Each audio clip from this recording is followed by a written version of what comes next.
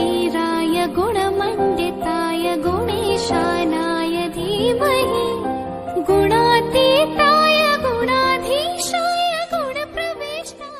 కాకినాడ జిల్లా పెదపూడి మండలం గొల్లల మావుడాడ సూక్ష్మ కళాకారుడు, వ్యాయామ ఉపాధ్యాయుడు, సామాజికవేత్త, లయన్స్ క్లబ్ గొల్లల మావుడాడ శ్రీ సూర్య కార్యదర్శి, లయన్స్ ద్వారంపూడి యువరాజారెడ్డి స్వహస్తాలతో మట్టి గణపతి ప్రతిమలను తయారు చేసి ఉచిత పంపిణీ కార్యక్రమాన్ని చేపట్టారు.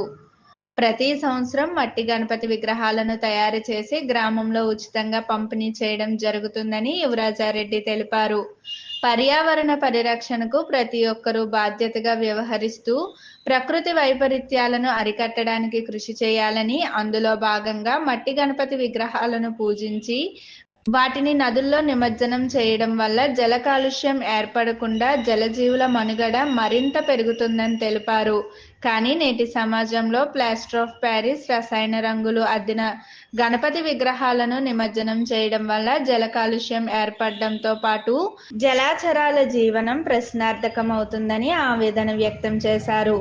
మెగ్నీషియం, ఫాస్ఫరస్, కడియం, సీసం మొదలగు విషతుల్య పదార్థాలు నీటిలో కరిగి జలాచరులతో పాటు మానవులకు కూడా చర్మ వ్యాధులు, అనేక రుగ్మతలు ఏర్పడతాయని యువరాజారెడ్డి తెలిపారు.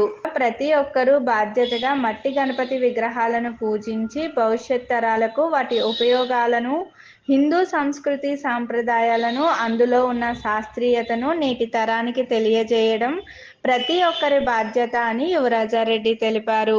యువరాజారెడ్డి కృషిని కొందరు అభినందించారు.